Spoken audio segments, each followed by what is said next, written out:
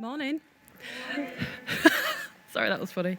I love children's perspectives on things, and I wanted to share that because something happened to me recently that's got me on a train of thought that's led me to this morning.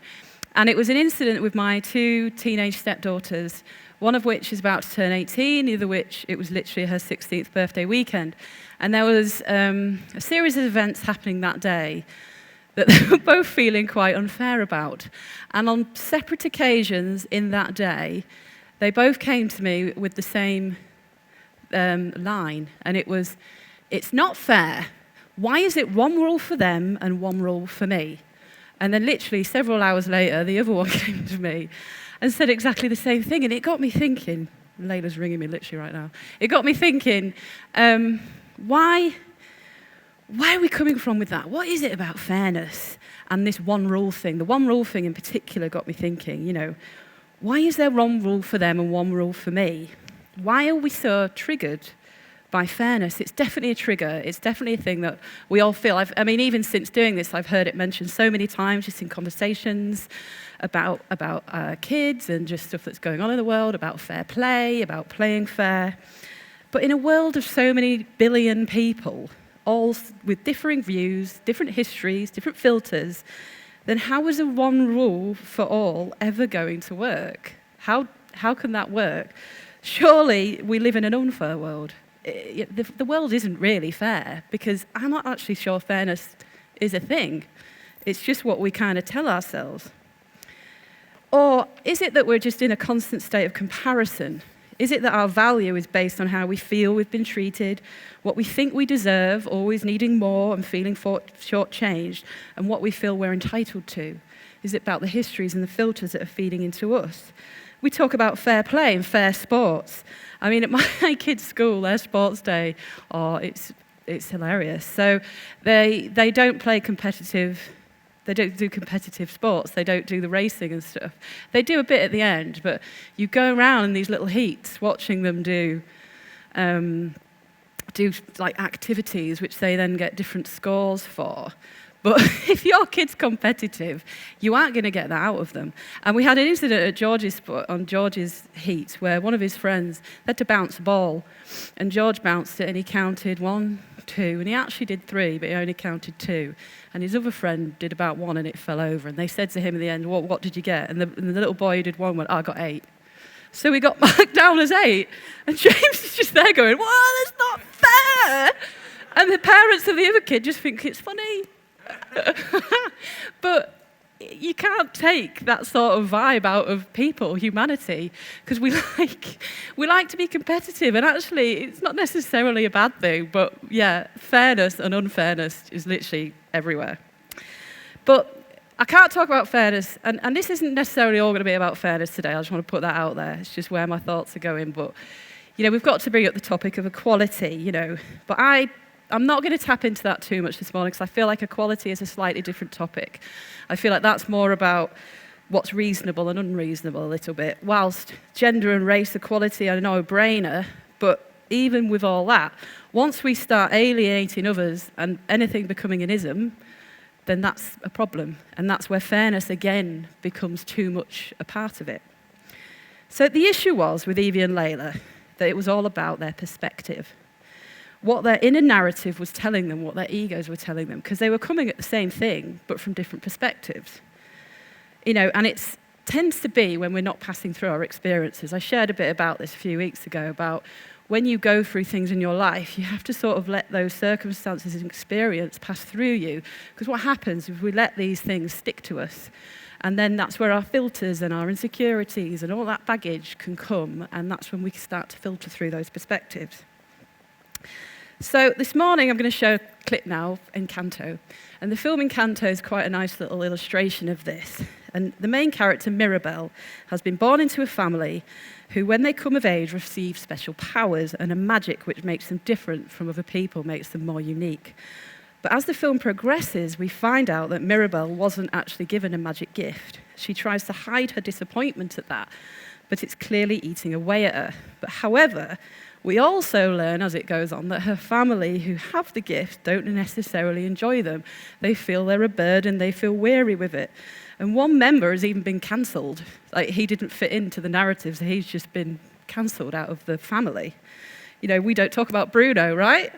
So it's all about the different perspectives and the different experiences, but with the one only common denominator being is that they feel it isn't fair. So I wanted to share that this morning because it's something I've definitely been dealing with in my life. And when we talk about perspective and comparisons and lacks, you know, I think body image and how we view ourselves internally and outwardly is a big thing that a lot of us actually face. And we learnt last week from Jenny about the common narratives, you know, the inner dialects we have with ourselves and the narratives that we expose ourselves to. But what if that inner voice you're listening to or the narrative you're exposing yourself to is fake? Fake narratives. What do I mean by fake? Well, I learnt recently about a process in advertising and marketing called choice architecture. And this is the framing of a choice in order to manipulate the outcome of someone's decision. For example, when you walk into a clothes shop, the latest new items will be displayed in an appealing way, often styled on a mannequin to sell us a lifestyle. In supermarkets, people are more likely to choose 20% less fat labeling than if they put 75% fat labeling. In medicine, we're more likely to choose a medication that is proven to be 90% successful than being presented as 10% likely to die from it. It's a subtle form of easing the consumer into making decisions that will benefit the retailer the most. But we all love a good offer and love a good statistic, but is it really a decoy? It's important to recognize that this is at play. And perhaps there are other options available to us that we haven't considered, because the world isn't black and white. And after all, even an expert isn't always right. How much are we reacting to the information presented to us? We see all this in this current digital age we're going through, and we're having to navigate our children through. Social media, algorithms, influencers selling us a lifestyle, how the media presents information to us, propaganda, as we've learned over the years, religion, cancel culture.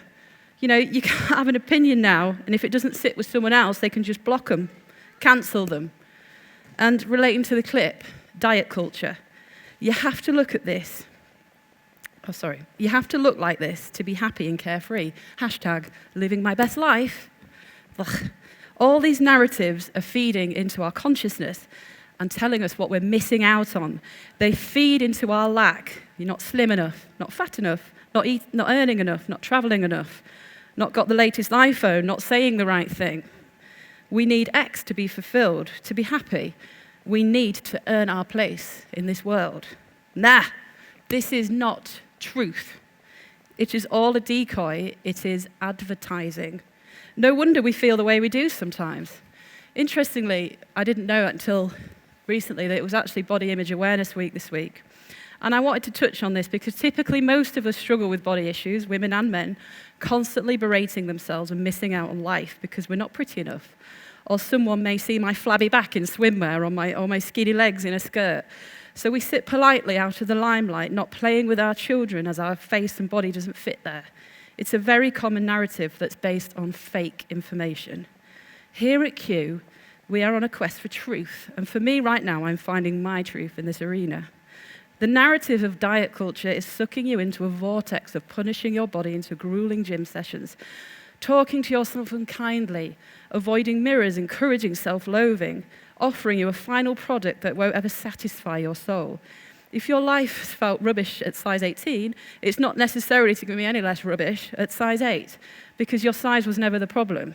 Without confidence in all aspects of our being, we're always open to the influence of lack and comparison and unfairness. The perspective that we don't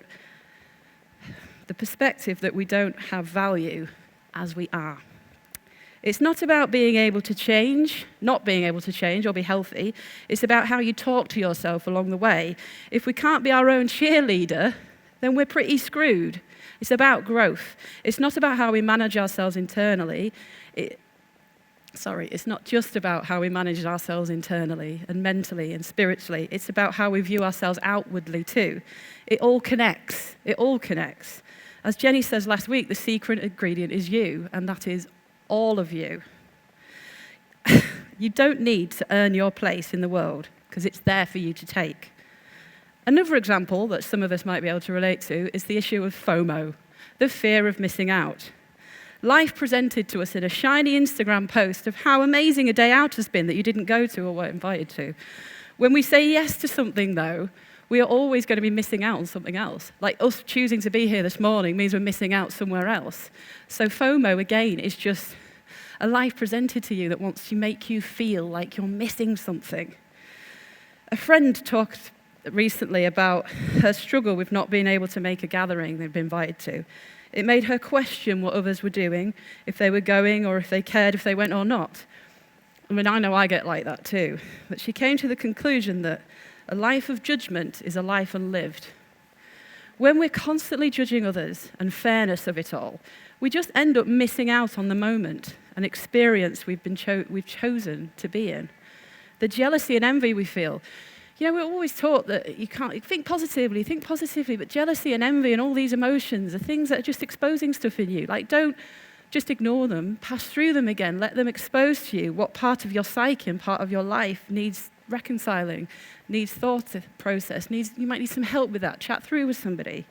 How about we have a little bit more of JOMO, the joy of missing out? I've chosen not to go, and I'm glad I didn't go. No one said we had to be perfect, so stop trying to be and own your messy. So, once we own our place in the world, it's time to flow in it and find what I call our sacred space. So, what do I mean by the sacred? Well, whatever God is to you, an energy, a spirit, an entity, a person. It moves you, molds you, shapes you, grounds you. And I'm less concerned about what that looks like these days and more concerned about how I connect with it and flow with it. So for those who don't know, I'm an artist. And so the creative flow is something I 100% get. Because when I do my job, there'll be times when I'm feeling super nervous about a task that I've got to do. Like recently, I've been given a task of making some wire mesh ghosts. And the thing that I am making it out of is a roll of mesh like about this big and about 3 meters long, and you get it out of its packaging, you might as well be building out of wrapping paper. It just looks like, what do I do with that? But you have to start step by step and start seeing what you're trying to do, and you start molding it and shaping it. And once you start getting into a process like that, you go into what's called a state of flow, which is where you just get so caught up in what you're doing, and you're still feeling anxious, but yet you're thinking, oh yeah, no, this is going right, this is looking good. You know, this is fitting, and before you know it, a few hours have passed, and you step back and you think, whoa, that's actually looking like it should. And there's a great satisfaction that comes out of that. And that's called being in a state of flow. And I think actually, you know, I talk about it from my perspective as art, but, you know, I think we can have that generally in life and be in this state of consciousness and this state of sacred space that helps us ebb and flow through life and through the things that we face and the lacks and comparisons and all that stuff I've been talking about. The dance of the creativity, that's what I like to call it. Once you realize you're just a vessel for all that you've been given, you learn to flex with it. I facilitate all that I am in my creativity and my art. I'm the gift. It's my gift. It's the gift of the I am. It's the thing you've been given. It's the thing that you can outpour out of you because it's there, it's in you. I love the paradox at work as well in the energy of flow, that you can be anxious yet at peace. You can be busy yet quiet. You're so focused on what you're doing but utterly lost at the same time. Fearful of the challenge. I mean, some of the stuff I get asked to do, it's like, okay, but then you're joyful at the response of it. You feel good that you did it and you achieved it. You know, unsatisfied. Sometimes I don't always like what I do, but, you know, I'm also hugely satisfied that I've met the client's demands or whatever. But how we get into that flow state, that sacred space, where the juxtaposition of all that God is and all that life is collides. The I am, the you, the secret ingredient is you. So I just wanted to share this slide that came off the back of that clip. I'm trying to sort of help you think about this practically. So when our growth, so see this as a little chart, when our growth is low and the challenge is high, we can feel overwhelmed. We can become controlling, self-critical, over-anxious because We're trying to kind of challenge ourselves in an area that we're kind of not grown in yet. But if the growth is too high and the challenge is low, then we can get bored, we can feel placid, underwhelmed, and too good for this. So it's finding out where you are on the scale and where the challenge doesn't feel too great, because challenging yourself is a good thing.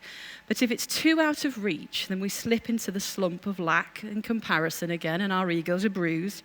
But let me explain that a little bit in practical terms. So the example of me talking this morning. So when Anth announced that he was retiring, I was actually away in Edinburgh.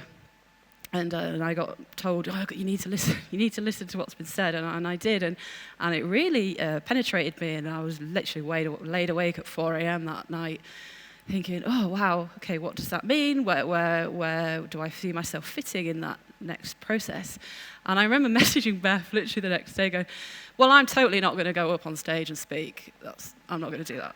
And literally within days, I listened to Anth, and I heard his call to action. And I thought, I love this too much to see it not be here. And I know I've got a voice. I know I've got something to say. And so I messaged Jenny literally about 2 hours later, saying, all right, I'm in. I want to be a part of this. I want to help. And, you know, I knew I had it in me to do this, and I knew I hadn't been responding to it. But a few people have asked me recently, you know, what's your voice? Where's your voice? What are you listening to? And it actually got me thinking, you know, I do have a voice and I have got something to share. And for me, the challenge of coming up here matched my growth. And I thought, I think I can do this.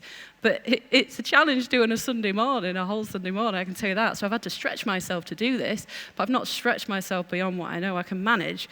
You know, it'd be a different story if I said, right, I'm going to go do the drums and sing this weekend, because nobody would want to hear that. And that's me not fitting my growth to the challenge, and that would require learning and changing. You know, you can't ever guarantee the outcomes of these things, but we've got to be willing to try and move and shape and grow.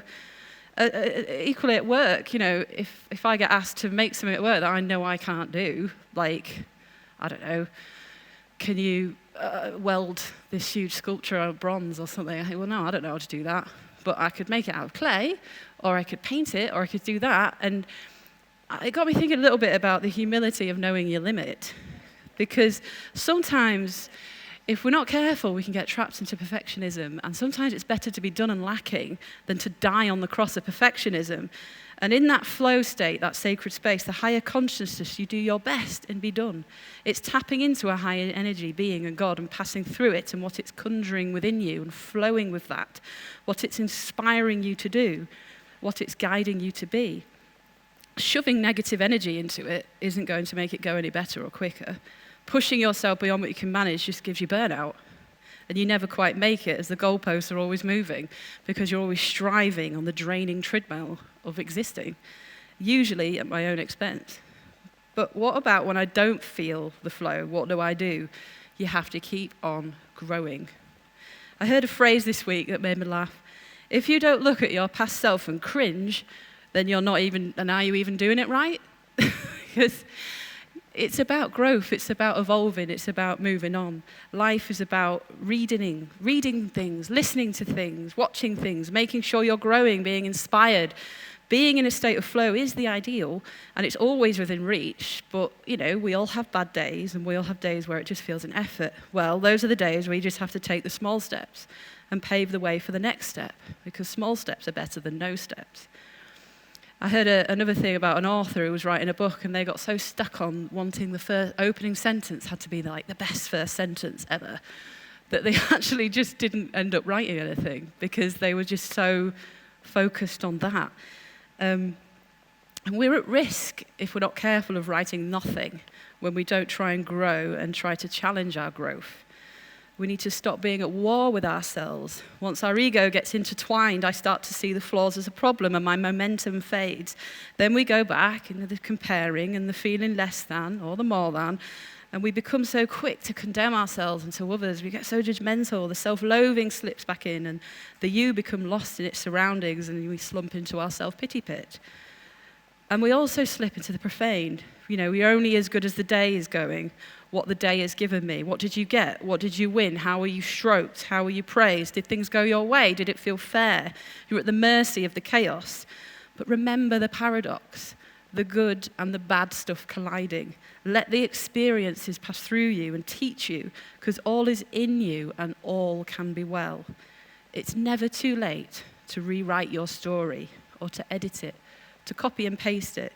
None of this is the final version. You have to learn to love yourself as a whole, stay in the flow, keep growing and find your sacred place.